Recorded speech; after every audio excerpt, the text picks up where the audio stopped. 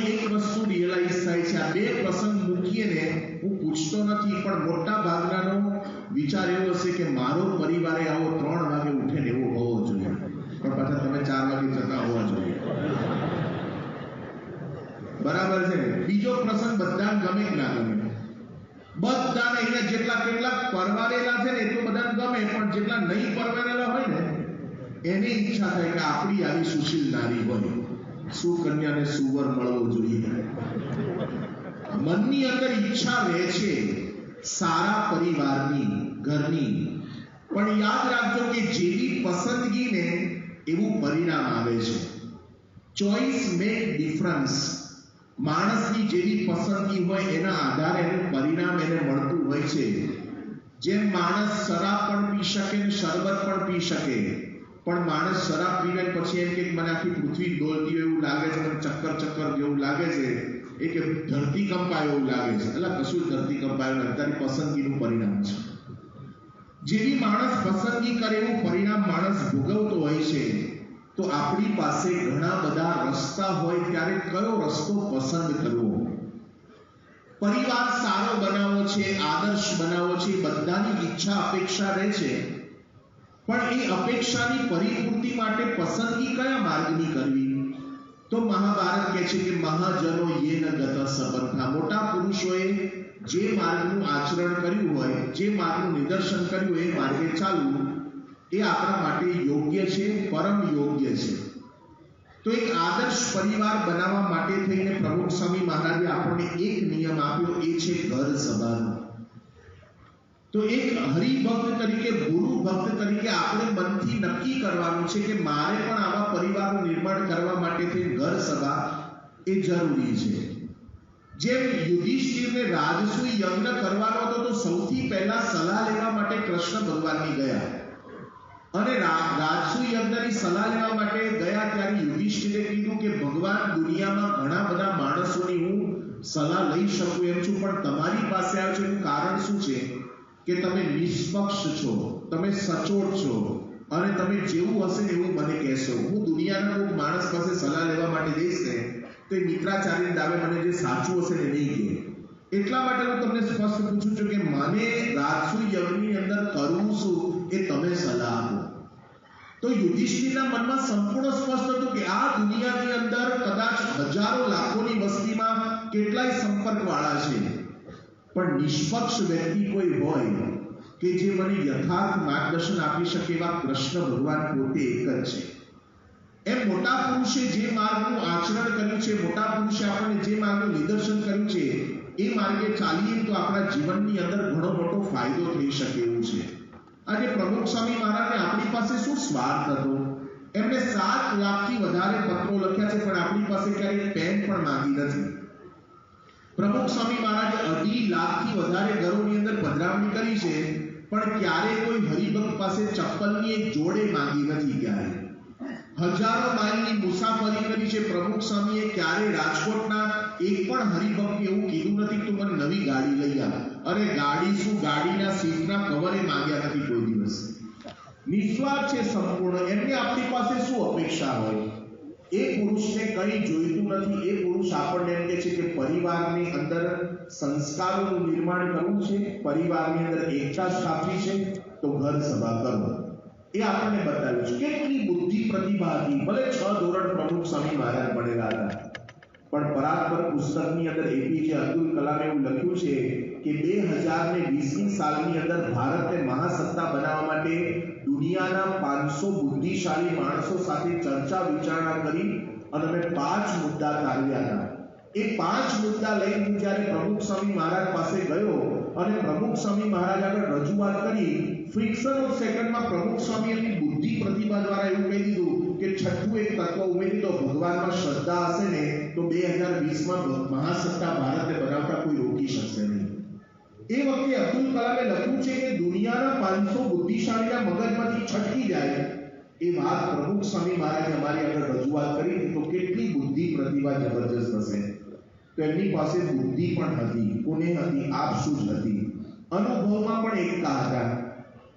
આજે કોઈ એન્જિનિયર માણસ એકવાર રસ્તા પર ચાલી જતો હતો, ગોલ્ડ મેડાલિસ્ટ હતો, અને ભરવાડ મળ્યો અને ભરવાડ એવું કીધું તારી પાસે કેટલા ઘેટા છે? તો કે 100 ઘેટા લઈ જાઉં છું. એ કે 5 ઘેટા રસ્તા પરથી ઉતરી જાય તો કેટલા વધે? તો પેલો કે સાહેબ એકે નો વધે. તો કે અલે આમાં કે કેલ્ક્યુલેટર લઈને ગણતરી કરવાની જરૂર છે, 5 ઉતરી જાય તો 95 વધે ને. એ કે સાહેબ આ ઘેટા છે, 5 જાય તો 5 ની પાછળ 95 જાય. હવે એન્જિનિયર પાસે બુદ્ધિ હતી પણ પેલા પાસે અનુભવ હતો. આજે ઘણીવાર બુદ્ધિ હોય પણ અનુભવ ના હોય તો કશું કામનું નહીં. એક સ્કૂલની અંદર એક વિદ્યાર્થીને એના શિક્ષકે ક્લાસમાં પૂછ્યું કે ઘરની અંદર તમે 5 સભ્યો હોય અને તમારા મમ્મી બટેટા પૌવા બનાવે તો કેટલા ટકા તમારા ભાગમાં આવે? તો એક છોકરો કે મારા ભાગમાં 40% આવે. તો પહેલા 5 જણા છે 40% કેમ ના આવે? તો કે ના 40% જ આવે. એ કે 5 સભ્યો હોય તો 20% ભાગમાં આવે. પેલો બાળક કે મારી મમ્મી ખબર છે મને બટેટા પૌવા બહુ ભાવે છે એટલે એના મને જ આપી દે એટલે 40% મારા ભાગમાં જ આવે. હવે પેલો શિક્ષક એના ગણિત પ્રમાણે ગણાવતો હતો પણ બાળકને એની માતાના પ્રેમનો અનુભવ હતો. ઘણીવાર અનુભવ છે ને એ માણસની બુદ્ધિ આપસૂચ કરતા પણ વધી જાય. પ્રમુખ સ્વામી મહારાજે ઘર સભાની આજ્ઞા કરી છે ને કોઈ હિમાલયની ટોચ ઉપર રહી નથી કરી, કોઈ ગિરનારની ગુફાની અંદર જઈ નથી કરી, અરે કોઈ પર્ણકુટીની અંદર બેસી પ્રમુખ સાહેબ લખાણ કરીને આપણે ઘર સભા કરજો તમારા પ્રશ્નો સમાધાન થઈ જશે. 95 વર્ષની ઉંમર સુધી પ્રમુખ સ્વામી મહારાજે રોજના 300 માણસોના પ્રશ્નો સાંભળ્યા છે, એ પ્રશ્નોનું સમાધાન કર્યું છે અને પછી એમના હૃદયની નીપજ આપણને કીધું છે કે હંમેશા હરિભક્તે પોતાના પરિવારના પ્રશ્નોનું સમાધાન કરવું હોય તો એ ઘર સભા કરે તો પ્રશ્નનું સમાધાન થઈ જાય. તો એક ભક્ત તરીકે આપણે હાથ જોડીને ખાલી એટલું જ કહેવું છે કરીશે વચનમ તવ. પણ આપણને છે ને ઘણીવાર અઘરું પડી જાય છે. કેટલા ઘર સભાના પ્રોજેક્ટ દર વર્ષે મધ્યસ્થ કાર્યાલયમાંથી આવે છે, કેટલાક ઉત્સાહના નિયમ પણ લે, કેટલાક પુસ્તિકાઓ પણ વસાવે, પણ અનુકૂળતા હોય તો કરવાની, બાકી કઈ જરૂરિયાત લાગતી નથી. અરે પ્રમુખ સ્વામી મહારાજે આપણને રીત શીખવાડી છે કે ઘરના 5 સભ્યો ભેગા થઈને કથા વાર્તા કરે, પ્રશ્નોની ચર્ચા કરે ને એને ઘર સભા કહેવાય. નહીં કે ટીવી ઉપર બેઠા બેઠા ઘર સભાની કથા સાંભળો ને તમારે પ્રમુખ સ્વામી મહારાજનો કોઈ વિચાર નથી. ખાલી નામ ઉપાડી લીધા પ્રમુખ સ્વામી મહારાજના ઘર સભાના, એનાથી કઈ ઘર સભા થઈ જતી નથી. પ્રમુખ સ્વામી મહારાજે લાખો પરિવારમાં એકતા કરાવી છે. મુંબઈના 4 સભ્યો સાધન સંપન્ન અને 4 સભ્યો ઘરની અંદર 4 ગાડી રાખીને પોશ એરિયાની અંદર રહે, પણ બોલવાનું એક વ્યવહાર નહીં ઘરની અંદર.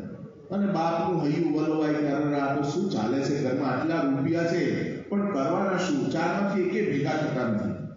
4ની દિશા જુદી જુદી છે. એટલે એક સત્સંગી મિત્રને વાત કરી કે મારે કંઈક આનું સમાધાન જોઈએ છે. કે તું પ્રમુખ સ્વામી મહારાજને પત્ર લખને. તો કે હું તમારો ક્યાં સત્સંગી છું? પ્રમુખ સ્વામી મને જવાબ આપશે? એ કે પ્રમુખ સ્વામી દુનિયાના કોઈ પણ ત્રાહિત માણસ પત્ર લખે ને અઠવાડિયામાં જવાબ આપે જ, આ નક્કી છે. તું લખ પત્ર આપશે. અને પ્રમુખ સ્વામી મહારાજને પત્ર લખ્યો, ખાલી 4 લાઈન બાપાએ લખી હતી અને સ્વામી બાપાએ નીચે એટલું નોંધ્યું કે આ પત્ર બધા ભેગા થઈને વાંચજો. અને 4 લાઈન પત્રની લખેલી પત્ર આવ્યો ઘરની અંદર અને બાપે બધાને હિંમત કરી ભેગા થયા. કારણ કે અત્યાર સુધી ભેગા થયા ને બધા ઝઘડવા માટે જ ભેગા થયા, પણ આ પહેલી વાર સમાધાન કરવા માટે ભેગા થયા હશે. અને પ્રમુખ સ્વામી મહારાજના મુખારવિંદમાંથી નીકળેલા 4 વાક્યો એ પત્ર સ્વરૂપે આવ્યા હતા. એ 4 લાઈન વાંચી અને બધાને અંતરદ્રષ્ટિ થઈ અને બધા બોલ્યા એ કે મારી ભૂલ હતી ને એટલા માટે આવું થયું. પેલો કે મારી ભૂલ હતી, એટલે 2 મહિલાઓએ ઘરમાં કીધું મારી ભૂલ હતી એટલે આવું થયું. અને 4 જણા વચ્ચે સંપ થઈ ગયો. આજે મુંબઈના પોશ એરિયાની અંદર એ ભાઈ ઘરની અંદર રહે છે, કોઈ ઇન્ટિરિયર નથી કર્યું, પણ એને પોતાના ઘરની દિવાલ પર લાયર સાઇઝની અંદર પ્રમુખ સ્વામી મહારાજનો પત્ર મઢાઈને આજે રાખ્યો છે. અને એ ભાઈ બોલ્યા કે મારું તો અત્યાર સુધી મકાન હતું પણ ઘર બનાવવાનું કામ કોઈએ કર્યું તો આ પ્રમુખ સ્વામીના પત્રએ કર્યું છે. ઘર સભા દ્વારાની પણ પ્રમુખ સ્વામી મહારાજનો અનુભવ કેટલો બહોળો હતો કે હજારો વ્યક્તિઓના પ્રશ્નોનું સમાધાન કર્યું છે. લંડનની અંદર બાપા બિરાજમાન હતા અને સાહેબ ભાઈ હરિભક્તે મરણમૂડી જેટલી કંઈ પણ હતી, જેટલી કંઈ પણ હતું એ બધું મંદિરમાં લખાઈ દેવું નક્કી કર્યું. એ નિમિત્તે પારાયણ ગોઠવી દીધી અને સંતોને રસોઈને હરિભક્તોને બધા રસોઈ જમાડવાનું નક્કી કર્યું હતું. અને બાપાને ખબર પડી કે આ બધું આયોજન કર્યું છે, પણ સ્વામીએ જાણ્યું કે આ બેનને પોતાના મોટા દીકરા જોડે બનતું નથી એટલે મોટા દીકરાને આમંત્રણ નથી આપ્યું. અને પ્રમુખ સ્વામી મહારાજે વિચાર કર્યો કે આ તો બધું સમર્પિત કરવા માટે તૈયાર થઈ ગયા પણ હઠ મૂકવા તૈયાર થતા નથી, આને સમજાવવા પડશે. એટલે કાર્યકર દ્વારા કેવડાવડાવ્યું કે આટલું બધું કરો છો તો આટલું કરો ને, દીકરા જોડે મન મનામણા કરી લો. અને પ્રમુખ સ્વામી મહારાજે કેવડાવ્યું કે પેલા બેને એમના દીકરાને બોલાયા અને બાપાને કેવડાવ્યું. પેલા કાર્યકરને કે પ્રમુખ સ્વામીને કહેજો કે બાપાએ કીધું છે તે પ્રમાણે મેં મારા દીકરાને બોલાવી લીધો છે, મારે હવે સત્સંગમાં બીજા ફૈબા બનવું નથી, બાપા કહેશે એ પ્રમાણે મારે કરવું છે. તો લાખો પરિવારોની અંદર એકતાનું કામ એ પ્રમુખ સ્વામી મહારાજે કરાવડાવ્યું છે. વડોદરા જિલ્લાનું વડોદ ગામને સાંઈ બાપા પધરામણીમાં નીકળ્યા હતા અને બાપાએ જોયું કે ઘરની અંદર ભાઈઓ બે જણા ઝઘડે છે ને મારામારી ઉપર આવી ગયા. પ્રમુખ સ્વામી મહારાજને ઘરે પધરામણી નહોતું જવાનું, પણ સ્વામીએ જોયું, બાપાના ઘરે પ્રવેશ કર્યો અને 15 મિનિટ સુધી સાંઈ બાપાએ બંનેને વાત સાંભળી. બાપાએ થોડુંક સમાધાન આપ્યું. બે જણા એકબીજાને નમી ગયા, પગે લાગ્યા અને બાપા જતા હતા ત્યારે એવું બોલ્યા કે જો પ્રમુખ સ્વામી અમારા માટે આ 15 મિનિટ ન ફાળવી હોત ને તો બેમાંથી એકનું ધડથી માથું જુદું થઈ ગયું હોત. હજારોની મડાગાંઠ પ્રમુખ સ્વામી મહારાજે ઉકેલી છે. એના અનુભવના નિચોડ રૂપે પ્રમુખ સ્વામી મહારાજે આપણને કીધું છે કે ઘર સભા કરીએ તો આપણો પરિવાર આદર્શ બને છે, આપણા સ્વભાવ બદલાય છે, પરિવર્તન આવે છે. તો એક હરિભક્ત તરીકે કેવળ આપણે હાથ જોડીને એટલું જ કહેવાનું છે, કરીશે વચનમ તવ, હું તમારી આજ્ઞાનું પાલન કરીશ. મહંત સ્વામી મહારાજ 2018ની સાલની અંદર ચેન્નઈની અંદર બિરાજમાન હતા અને બાપા સભા તરફ જતા હતા. લિફ્ટ પાસે એક લંડનનો પરિવાર ઊભો હતો. એમાં એક પુરુષ પ્રતિનિધિ ત્યાં આગળ બાપા પાસે આવ્યા અને સ્વામી બાપાને એવું કીધું, સ્વામી તમે આજે સવારે સભાની અંદર ઘર સભાની બધી વાતો કરી, તો હું તમને વચન આપું છું કે હવેથી હું લંડન ગયા પછી અઠવાડિયે એકવાર ઘર સભા કરીશ. અને મહંત સ્વામી મહારાજને આવી વાત કરી. મહંત સ્વામી મહારાજ રાજી થઈ ગયા, મસ્તક પર હાથ મૂક્યો, બાપા આગળ ચાલવા માંડ્યા. ત્યાગરત્ન સ્વામીએ બાપાને કીધું કે સ્વામી આ લંડનના હરિભગત છે, એમને ઓળખું છું અને થોડા સમય પહેલા અમે જ્યારે એના ઘરે પધરામણી કરવા માટે ગયા લંડનમાં, ત્યારે અમે ઘર સભાની વાત કરીને ત્યારે અમને એવું કહ્યું હતું કે મારા ઘરમાં કોઈ પ્રશ્ન નથી, અમારા ઘરમાં એકતા છે, સંપ છે, કઈ અમારા ઘર સભાની જરૂરિયાત નથી. આવું તોછડાઈથી અમને કહ્યું. અને આજે એક હરિભગત ઘર સભાની નિયમ લે છે. મહંત સ્વામી મહારાજ આ વાક્ય સાંભળ્યા પછી એવું બોલ્યા હતા. મહંત સ્વામી મહારાજ કે ભલે અત્યારે પ્રશ્ન નથી પણ ભવિષ્યમાં થશે તો એના માટે અત્યારથી ઘર સભા કરવી જોઈએ. પછી મહંત સ્વામી મહારાજ બોલે છે ને વાક્ય અગત્યનું છે. મહંત સ્વામી બોલ્યા કે આજ્ઞામાં ક્યારેય આર્ગ્યુમેન્ટ જોઈએ નહીં. જે કંઈ પણ આજ્ઞા કરવામાં આવે છે એ બહુ સમજી વિચારીને કરવામાં આવે છે. એટલે બુદ્ધિના તર્ક વિતર્ક લગાવવાના નહીં, પણ આજ્ઞામાં જેમ કહે ને એમ કરવા માટેની તૈયારી રાખવી. તો આપણા માટે મોટા પુરુષની આ આજ્ઞા છે, એમની ઈચ્છા છે, એમની રુચિ છે. ગીતાની અંદર એક શ્લોક ધૃતરાષ્ટ્રનો છે, 41 શ્લોક સંજયના છે અને 84 શ્લોક અર્જુનના છે અને 574 શ્લોક કૃષ્ણ ભગવાન બોલ્યા છે. પણ આખી ગીતાનો સારાંશ એટલો છે, કૃષ્ણ ભગવાને કીધું સર્વ ધર્માન પરિત્યજ્ય મામેકમ શરણમ, તારા મનના માનેલા ધર્મ છોડીને મારે શરણે આવો. અને અર્જુને હાથ જોડીને એટલું કહ્યું, કરીશે વચનમ તવ. આટલો જ સારાંશ ગીતાનો છે. તો કૃષ્ણ ભગવાન રાજી થઈ ગયા. અને આજે જો દુનિયાની અંદર નર નારાયણ દેવની જય બોલાવે છે. મહારાજે અમદાવાદની અંદર તો અર્જુન અને કૃષ્ણ ભગવાનની મૂર્તિ પધરાવી દીધી અને નરનારાયણ દેવની જય આજથી પર્યંત બોલાય છે. નિષ્કાળ સાંઈએ લખ્યું કે ધર્મ વિચારી ધનંજયે યુદ્ધ કરવું નહોતું જરૂર, પણ મરજી જોઈ જગદીશની ત્યારે ભારત કર્યો ભરપૂર. ભગવાનની આજ્ઞા હતી ને એટલે કૂદી પડ્યા.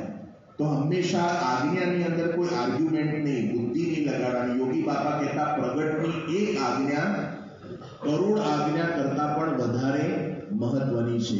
તમે ગીતા, ઉપનિષદ, રામાયણ મુખપાઠ કરી નાખો, વચનાત આખા ગોખી મારો, પણ એના કરતા પણ મોટા પુરુષના વચને એક શ્લોક મોઢે કર્યો હોય ને તે અધિક થઈ જાય.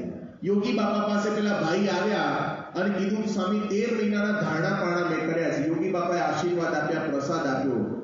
ગયા પછી યોગી બાપા શું બોલ્યા કે 13 મહિનાના ધારણા પાણા કર્યા બહુ સારી વાત છે, પણ શાસ્ત્રીજી મહારાજના વચને એક ઉપવાસ કર્યો હતો તો 13 મહિનાના ધારણા પાણા કરતા પણ વધારે ફળ મળી જાય.